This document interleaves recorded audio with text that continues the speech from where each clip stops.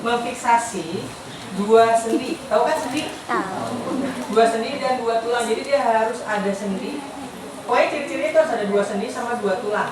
Jadi nggak bisa kalau cuma satu doang. Ya, contoh nih di tangan, di jari. Kalau misalnya di sini yang fraktur, maka dia harus sampai belakang sini yang terfiksasi. Kalau kemarin saya punya tuh yang buat jari ada. Membuat bidai harus itu. Ya, kita mau membuatnya. Nanti tolong dibantu.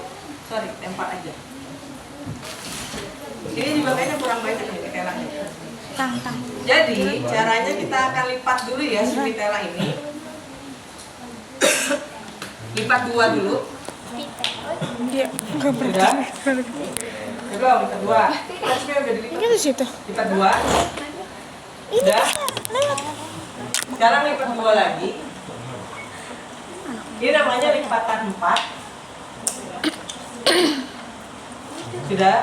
Lipat lagi jadi 8. Kita butuhnya begini.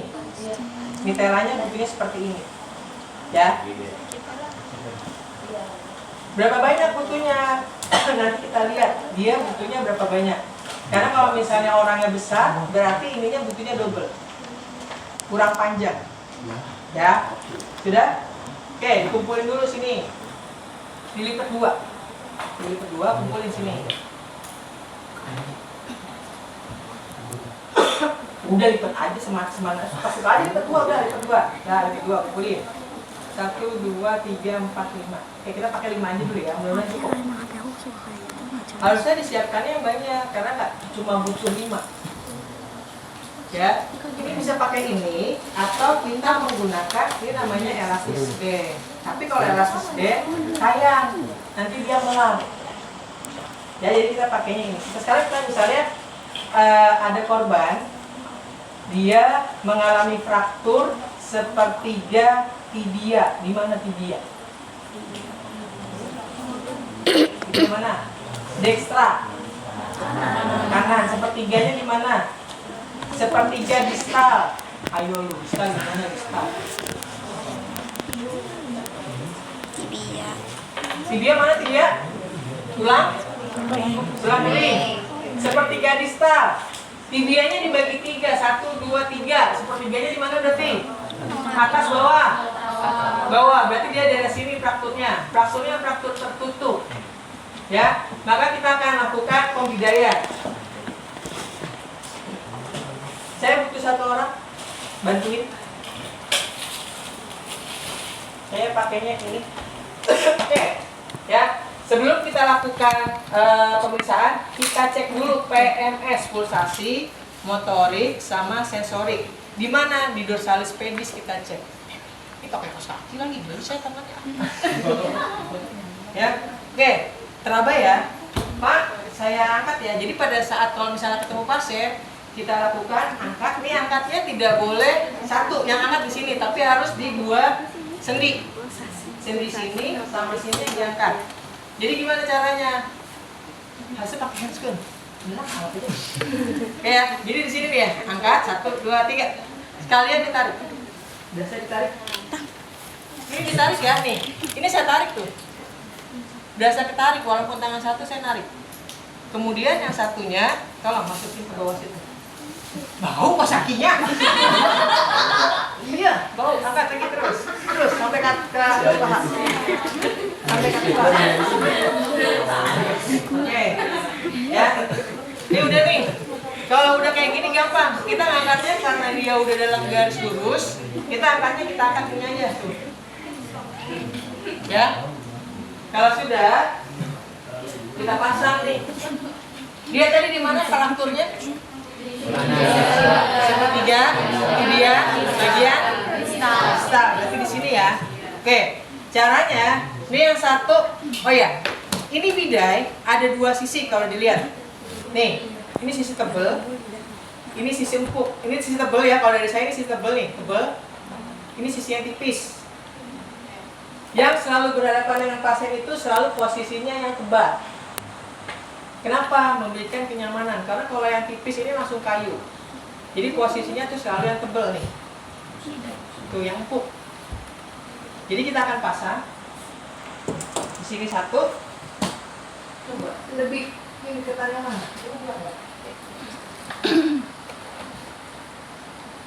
Sini satu, ya, sampai sini satu. Tuh. Jadi jangan masangnya itu cuma dua, karena kalau dua nanti lama-lama jadinya begini segitiga. Keseringan ambulan itu datang pasien di bidai hanya dengan dua sisi, ujung-ujungnya jadi begini. Ini nggak nyaman buat pasien, yang ada tambah sakit. Jadi harus tiga, ya. Kalau sudah ini seperti ini, nah sekarang ini dimasukkan, ya. Posisinya dibikin satu panjang satu pendek. Tuh. Ya, semuanya dibikin panjang sama pendek. Sekarang kita masukkan. Diukur dulu karena dia harus memfiksasi daerah. Tadi apa daerah apa? Sendi. Maka kita masukkan nih, sendinya di mana? Sini satu, akar. Saya angkat ya Pak. Nih satu. Sendinya di mana lagi? Daerah mana lagi sendinya? Lutut. Lutut kita fiksasi atas dan bawah karena dia akan bergerak. Ya. Satu. Satu lagi. Nih, satu lagi di sini. Sebenarnya ini cukup. Segini aja cukup. Tapi kalau misalnya mau ditambahkan lagi boleh. Tapi kita pakai 3 dulu ya. Kita pakai 3, baru ini dipasang. Posisi yang tebal selalu ke pasien. Ya. Kemudian yang panjang. Biasanya saya kalau makein ini sampai sini ininya diikat. Pahanya diikat lagi. Ya, tapi kita pakai satu dulu. Nah, ini kan ada 2 nih. Ya. Yang ini yang panjang, ini kan ada 2 nih, ya. Yang panjang, itu pegangnya satu situ. Yang panjang masukin ke tadi lipatan ini ada bolongan sini, masuk sini. Nih, tuh. Ini kan bolong nih. Tuh, bolong ya. Masukin. Masuk, tarik. Oh. Tarik. Tariknya jangan diituin, pokoknya tinggal digini-giniin aja tuh. Ikatnya selalu ada di samping. Ikatnya kayak gimana Pak? Terserah, bebas, jangan diikat mati. Ya, yang rapi, kalian perawat rapi. Kalau semuanya ada di samping, semuanya di samping. Jangan ada yang di atas. Ingat tadi di atas ada fraktur. Ini juga sama ya. Ambil yang panjangnya.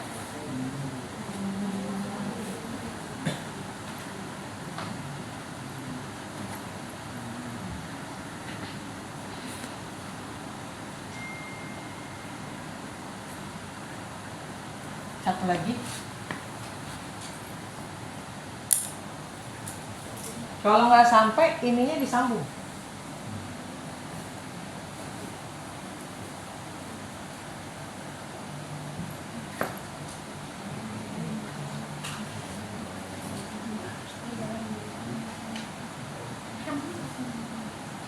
Nah, jadi dia harus memfiksasi sendi. Ini masih bisa diangkat, coba diangkat Pak. Masih bisa ngangkat, kenapa? Karena nggak keikat. Ya, tapi minimal dia sendinya nggak ketekuk nih 2. Ya, tidak bergerak. Kemudian kalau sudah dilakukan pemeriksaan pulsasi, Pak tolong gerakin Pak. Dicubit, Pak berasa nggak Pak? Berasa. Pulsasi, motorik, sensorik selalu pemeriksaan itu sebelum dan sesudah di bidai. Ya, ini cara melakukan pembidaian. Yang birunya namanya spalek. Yang kain mitelanya ini disebut juga dengan bidai. Mau dibikin lagi sampai paha? Boleh. Boleh, biar kita ikat ya. Oke.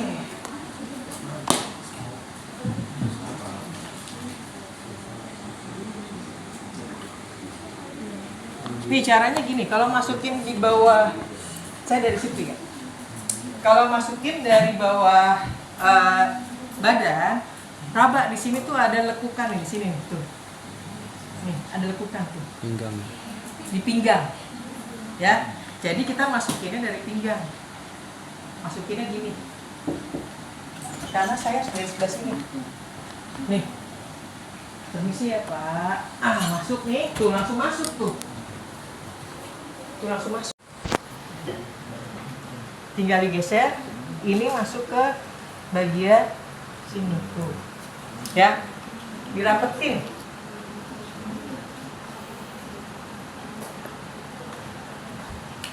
Nah ini kan nggak sampai nih, nggak sampai kan? Nggak sampai. Sambung.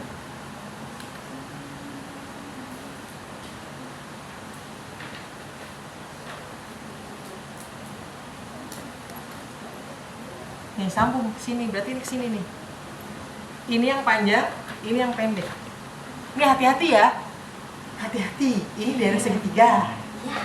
Ya, jadi hati-hati. Oke? Berhati-hati. Nah, ini diikatnya di sini. Ikat, coba ayo sini temennya. Kalau kencangan kan temennya bukan saya. Ikat.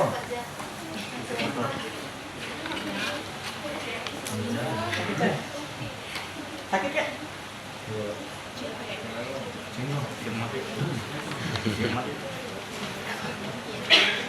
Dah. Udah deh, kenceng. Udah ya, seperti ini. Kalau mau lebih aman, jadi dia nggak akan bergerak nih. Kalau misalnya ada frakturnya di daerah panggul, maka kakinya ini akan kita ikat nih. Pada saat kita melakukan transportasi, ya, transportasi, ini diikat.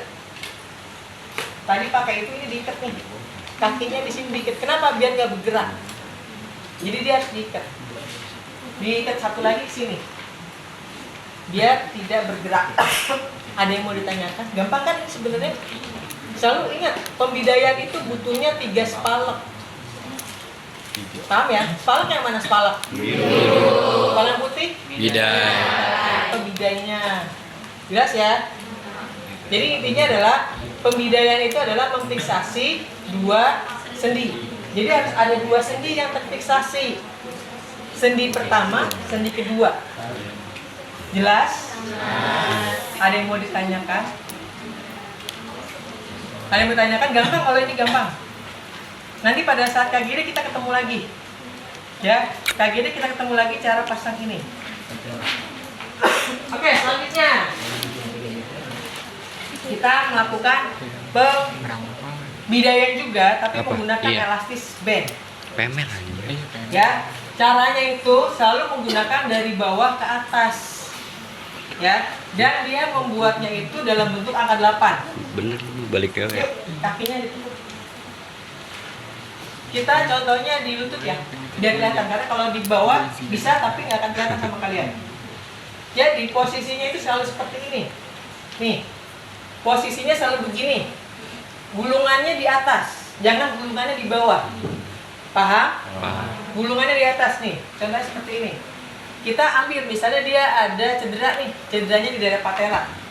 Kita lilitin dulu.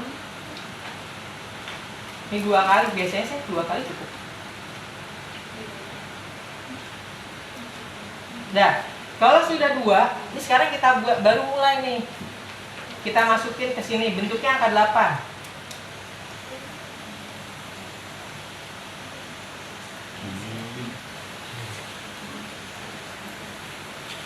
Ikuti jalur yang sudah ada.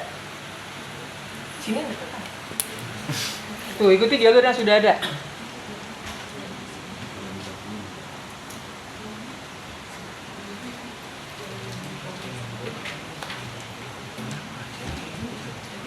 Tuh, ikuti ya jalurnya.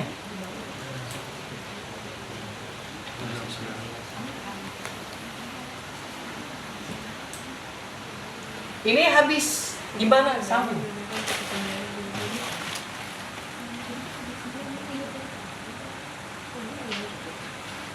Ih, gerah. Sambung ya. Berarti ini mulainya dari bawah. Dari sini ulanginya.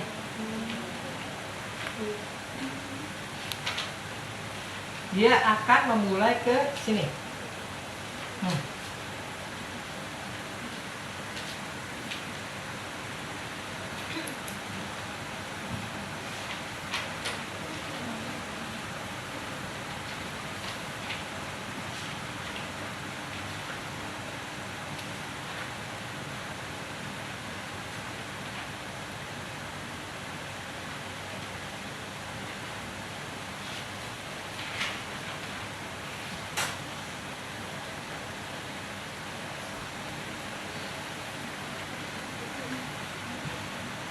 Ini sudah selesai. Kita baru ke sini.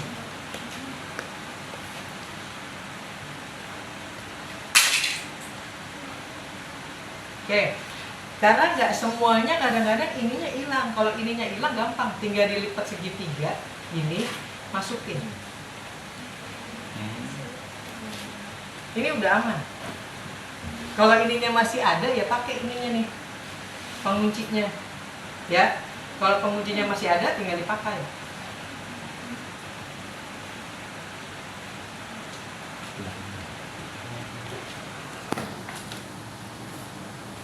Dah, cek lagi pulsasi, motorik, sensorik. Kenapa jangan sampai ini kekencengan? Lihat, dia punya ini ya. Tadi karena ini nyambung jadinya agak beda nih. Dia punya sisik tuh. Mau dimanapun dia akan punya sisik. Coba bisa nggak? Nggak bisa. Nggak bisa. Sakit dia. Sampai sini jelas? Gampang lah bikinnya. Jangan jelas-jelas aja, pada saat saya coba susah lu pada. Bisa nggak? Bisa. Oke, sekarang saya lihatin lagi yang gampang di tangan. Tangan kan nggak ketepuk ya. Tangan, coba tangan. Tangan ya. Pastinya berapa sih? Iya, pokoknya pas lah aja udah pas. Nanti kepalanya, di sini kepalanya. Leher. Kakinya belum, yang sebelah sini belum. Oke ya. Jadi gini ya. Ini posisinya selalu seperti ini. Nih, posisinya selalu seperti ini. Satu, nih, itu satu, dua. Kalau sudah dua, nih kalau sudah dua, ke angka 8, ke atas dulu. Ke atas. Anggap lukanya sampai sini. Balikin ke sini. Turunin ke bawah.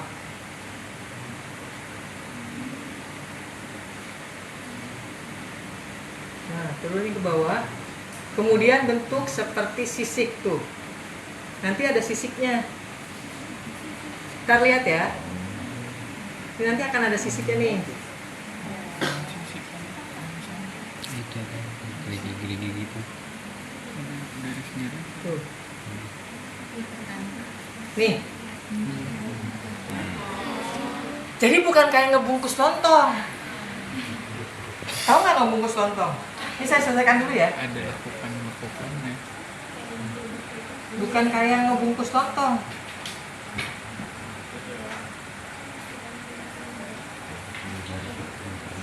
Oke ya, ini anak selesai.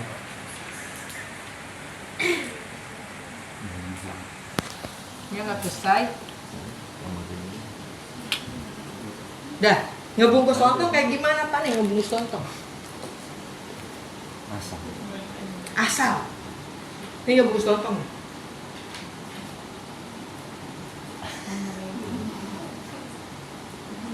Nggak ada pola.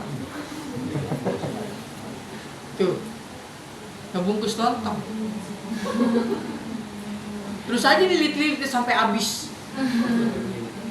Namanya ngebungkus lontong. Tuh, beda kan? Beda. Iya, beda tuh. Ini ngebungkus lontong. Ya? Beda kan? Beda. Sekarang kakinya ini, telapak kakinya mau kita bungkus juga? Leher. Bungkus. Biar nanti kalau mau pakai itu gampang ya. Bungkus sudah. Kurikulum dulu mempersulit hidup. Ini minta tolong satu kakinya dipegangin gini. Kalau saya sendiri ribet sebelah sini. Sebelah sini biar nggak bentrok kan sama saya. Masih. Jangan dipegang begini. Nah, ya. Ini sama ya. Kita mulainya dari bawah. Nih. Dari telapak kaki. Jadi kalau misalnya nanti pada saat kalian melakukan pembalutan pada sini bisa dikit gerak. Gerak cuy. Ini nggak bisa diputer apa? Puter. Oh itu puter. Ya. Pada saat kalian membalut luka DM di kaki, jangan juga membungkusnya kayak bungkus lontong. Ini kayak gini nih. Tapi memang ini butuh yang panjang. 2. Nah, ini baru ke sini nih, tuh. Naikin ke atas. Nih, ke atas. Turunin. Tuh. Atas. angka 8 ya deh ya. Membentuk angka 8 sampai nanti ini ketutup nih.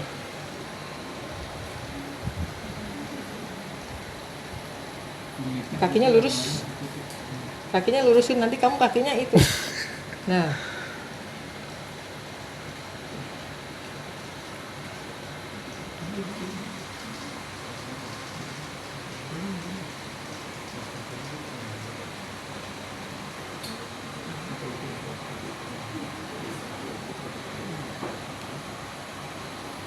Tumitnya ketutup nggak?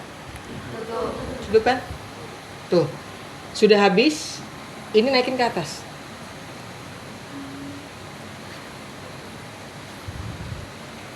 Kena jempol.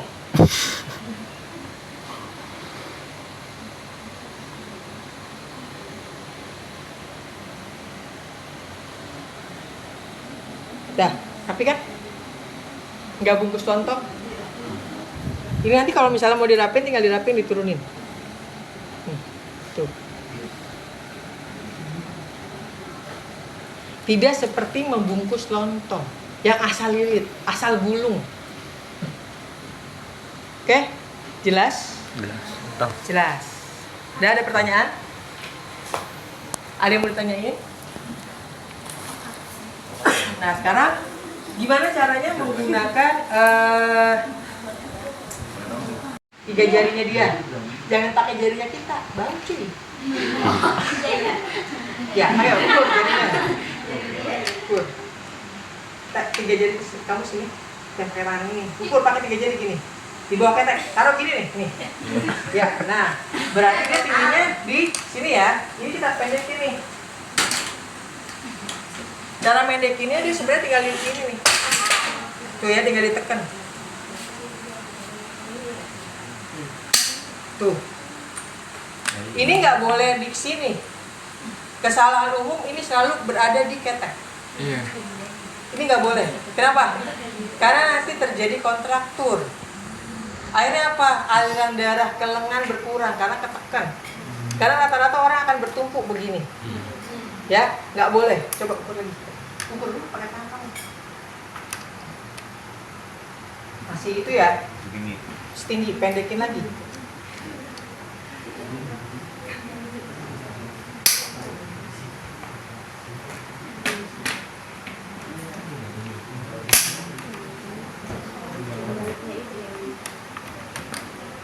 Coba tak jarinya, tiga jari. Ini di atas ini. Pas ya, nih tiga jari. Berarti kita yang satunya juga sama.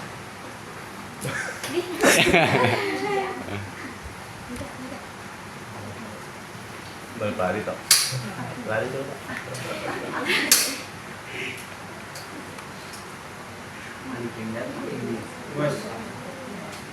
Udah. Udah, nih. Kependekan nggak? Dah, posisinya. Tahan dulu, sebentar sini. Saya kasih lihat dulu. Posisinya madep sana. Oh ini. Posisinya selalu seperti ini, namanya tripod position. 15 cm di depan, satunya lagi di depan. Tripod position. Posisi standby. Ya. Posisi standby-nya seperti itu. Nah, ini juga bisa dinaikin nih. Kalau misalnya terlalu terlalu jauh, tinggal dinaikin. Ini bisa diputar. Ya, ini tinggal dinaikin nih ke sini. Karena kayaknya terlalu jauh tuh pegangannya. Iya. Ya, jadi naikin satu lagi. Ini naik juga satu lagi. Sebelah sini. Kita setting lagi. Sini tak. Putar tak. Ayo bantuin satu lagi, naikin satu aja. Kepanjangan kan? Ya, 15 cm di depan, posisinya seperti itu. Nah, gimana cara jalannya? Pinjam dulu. Ini anggap saya posisinya sama, pinjam dulu. Cara jalannya, kaki yang sehat selalu duluan. Ya, yang sehat selalu duluan. Jadi kita jalannya gimana Pak? Jalannya tongkat dulu, tongkat, tahan, sehat.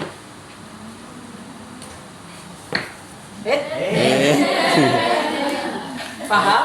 Jadi bukannya gini, kakinya satu sebelah kiri, jadi kakinya kiri dulu.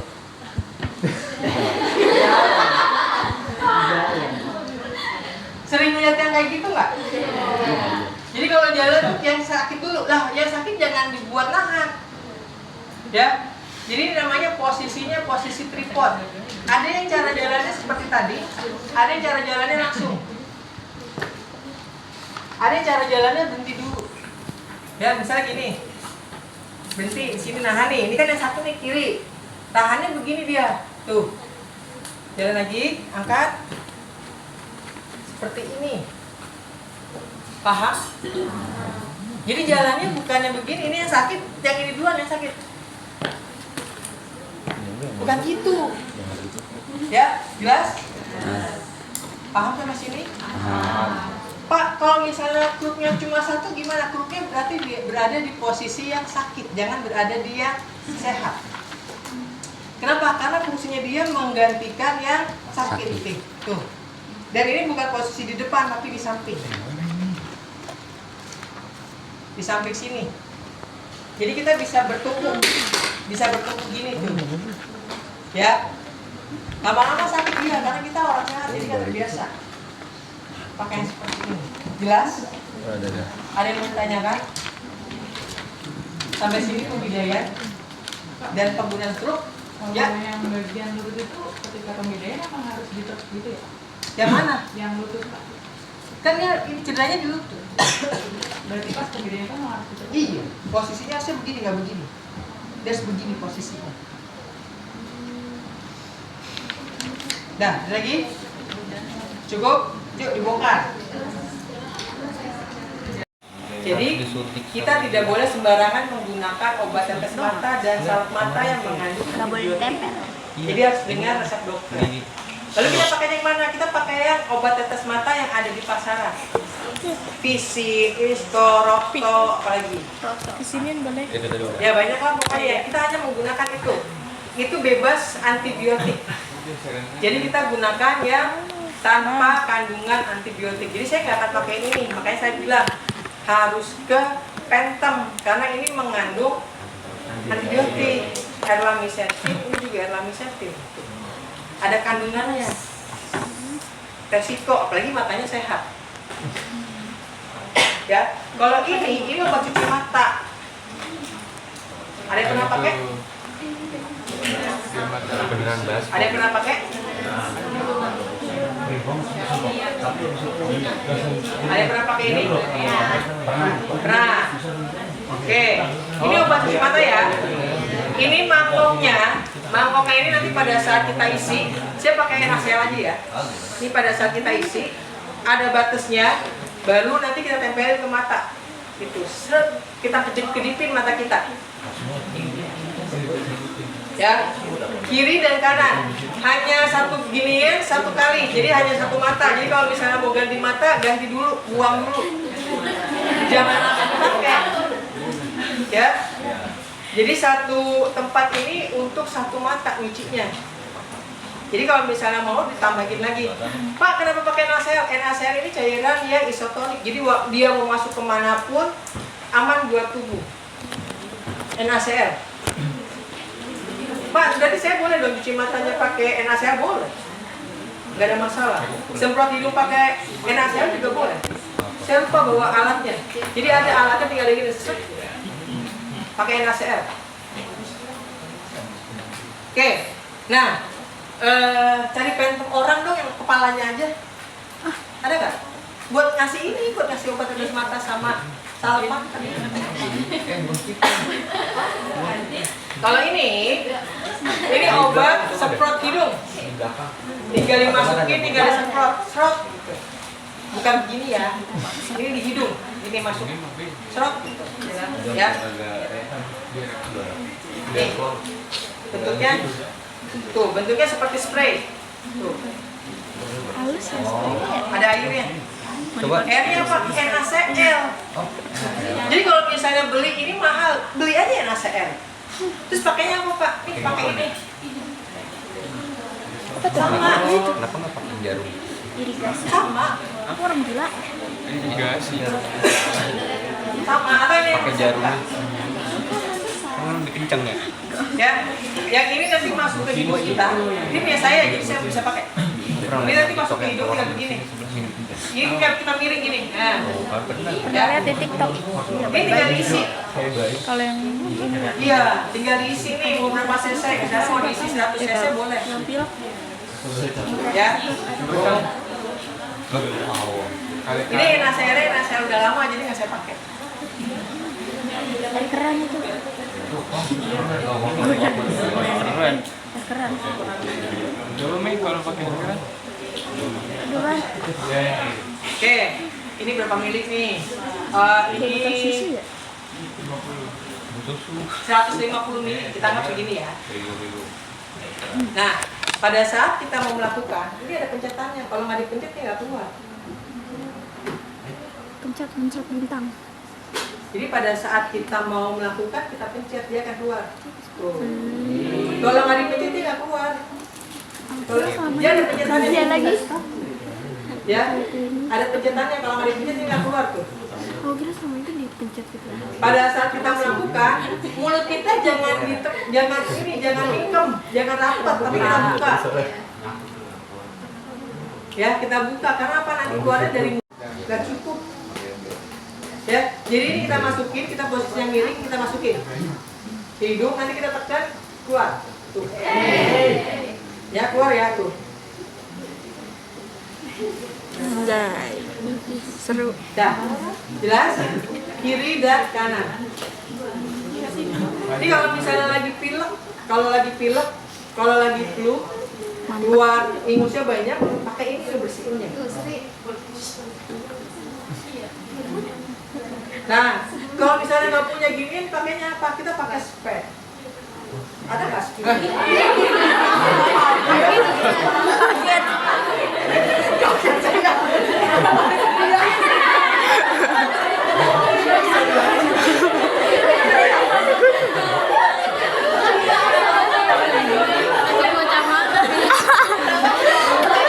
Serem itu begitu. Phantom duluan lagi ya. Kuyang ya, kuyang. Tidak. Kayak kuyang. Kalau misalnya nggak ada, pakai apa? Pakai Kayak ini spray. juga. Ya, kita gunakan kateter tip. Ini namanya kateter tip nih. Kateter tip itu Adiknya bentuknya kaget. seperti ini. Kateter tip. Beda ya? Ini kateter tip nih. Kateter tip. Berapa cc Pak? 50-50. Langsung diginiin. Posisinya pada saat kita melakukan, Bu, anggap dia zombie. Gara-gara badinan jadi ada zombie. Iya ada. Nah, ditabrak sudah jalan lagi. Ya, ini posisinya ini kan hidung. Jangan ke tangan. Jangan lurus gini, nembakinnya, Jadi, tapi dibelokin. oh iya. Ya, jadi dia harus kena dinding ini dulu, dinding hidung. Kenapa? Kalau misalnya langsung ke sini nanti langsung ke sini, sakit, perih. Ini kayak waktu udah. Ya, tuh ke sini. Pak, kalau bayi gimana? Kalau bayi berarti pakai ya 10 cc. 10 cc. Sama posisinya juga. Ya, jangan langsung ke atas, jangan langsung lurus, tapi di Ngeringin. bengkokin ke sini. Ini dewasa ya. Kalau anak Jelas? Jadi ini akan begini nih, tuh. Sambil ditekan. Dia akan keluar. Ini posisinya pasien nunduk. Jadi kayak digurah. Keluar semua. Mau dari yang mandibularis maupun sampai ke frontalisnya akan keluar semua. Paham? Paham. Oke. Terus gimana Pak caranya memberikan tetes mata sama tetes obat mata yang benar? Tetes mata ini tidak boleh langsung di daerah bola mata. Mau tetes mata, mau Bayangin dia obat ngejar. mata, ini nggak boleh langsung tidak boleh langsung kena bola mata, tapi kita berikannya di kelopak mata, konjungtiva bagian bawah. Lu kan yang kemarin. Jadi ini kita buka, ya, kita tetesinnya di sini, nih di bawah sini. Nanti Salut diginiin mata kayak juga sama, gitu. kita tetesinnya di bawah. Terus kok nggak bisa di Jadi nggak ada tuh nanti istilah si merah-merahnya. masuk, karena kita netesinnya tuh dari belakang, bukan dari sini. Kenapa dari sini? Dari belakang? Karena kalau dari depan kemarin ada lubangnya ke sini kan. Nanti dari sini masuk ke mulut, jadi rasanya pahit. Turunnya langsung kemana? Langsung ke bagian lidah paling belakang yang rasa pahit. Makanya langsung berasa kalau habis ngasih tetes mata kok pahit ya? Karena masuk ke kelenjar sini nih, ada lubangnya kan? Sini. Terus ke hidung, ke mulut gitu. Jadi kita berikannya biasa, Pak lihatnya ke atas, ininya kita ke bawahi, kita berikan tetes mata di sini. Berempat. Begitupun salep mata sama. Pak lihatnya ke atas, konjungtivanya kita tarik ke bawah, kita berikan. Dan ingat ya, selalu dari sini ke sini karena kita jangan sampai menyentuh si yang lubang di sini nih. Jadi hati-hati. Jadi selalu dari sini ke sini dulu. Dah, biar nggak pahit. Sampai sini ada pertanyaan? Bagaimana kalau Serem. ini telinganya nggak ada lubangnya? Nah, kalau telinga Kretek. Iya, kretek. kalau telinga Gua median apa? Kalau telinga karena memang dia menggunakannya NaCl, menggunakannya SPED, jadi dia tetap menggunakan bengkok, ya. Jadi bengkoknya di sini. Pasiennya kalau dewasa berarti kita tarik kupingnya ke belakang. Kan tahu kupingnya tarik ke belakang, kemudian kita masukkan. Ini jangan lurus, ingat belokinnya ke atas, harus dipantulkan dulu. Menjalankannya pelan, jangan langsung gini. Gendang telinganya langsung masuk jum. Ya, jadi pelan-pelan. Kayak kita ngasih obat. Ya, sini ada pinjam telinganya satu orang. Satu orang. Telinga. Banyak banget.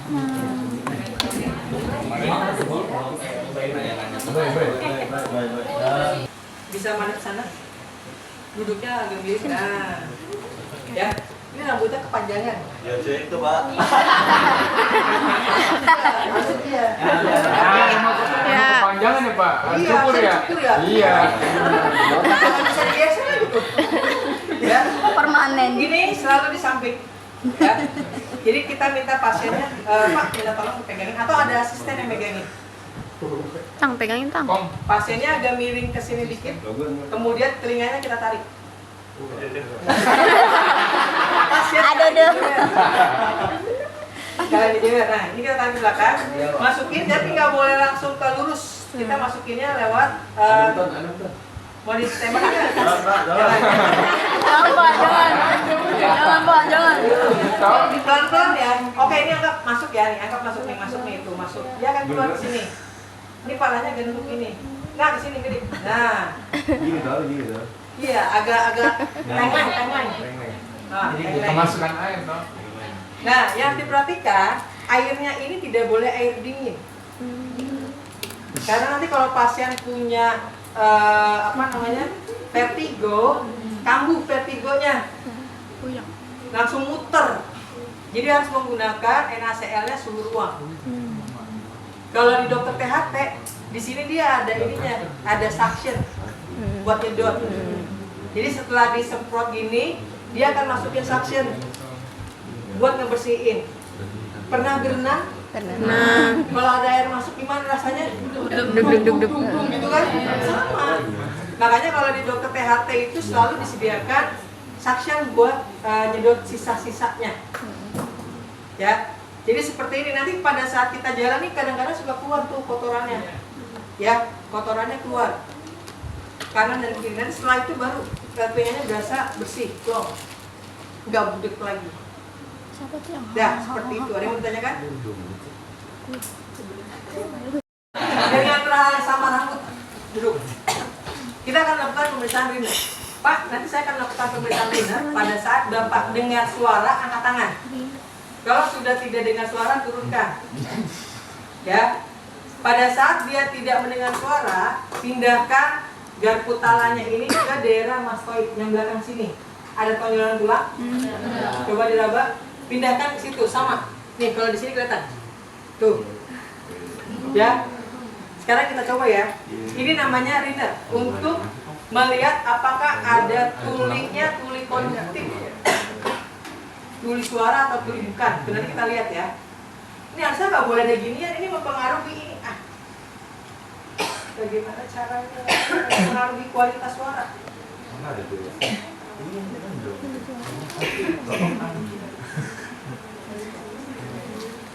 Bentar ya.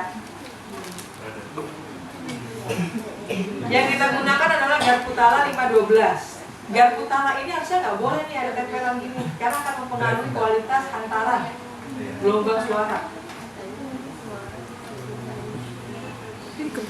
Nggak boleh bengkok juga, jadinya makanya dia harus tetap lurus. Kalau mau ditempel, tempel aja di bawah sini, karena ini akan kita pegang.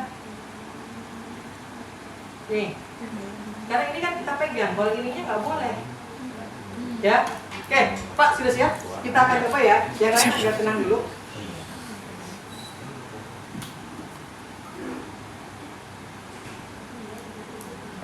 Ada suara nggak? Angkat tangan kan? Kalau dengar suara, angkat tangan. Kalau tidak dengar suaranya, buktikan. Lagi. Ya.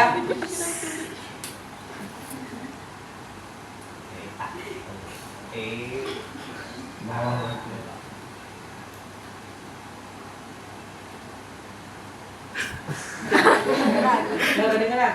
Itu ada maknanya. Ada di buku yang logbook ada. Ya, itu caranya seperti itu. Itu namanya Riner. Sekarang kita akan lakukan Weber.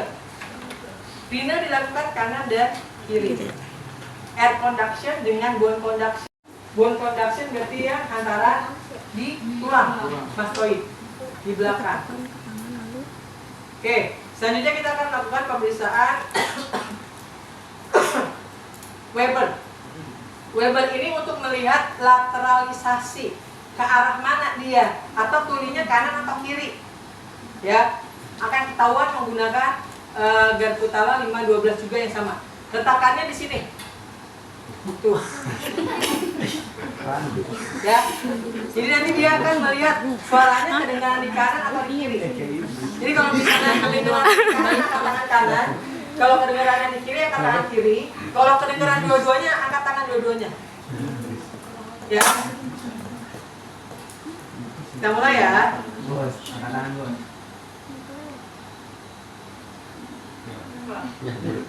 Enggak ada suaranya, berarti tidak, bukan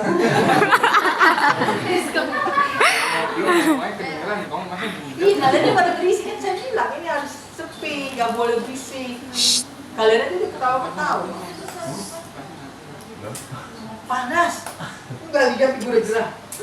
Oke ya, kita mulai lagi ya. Coba matiin dulu. Iya.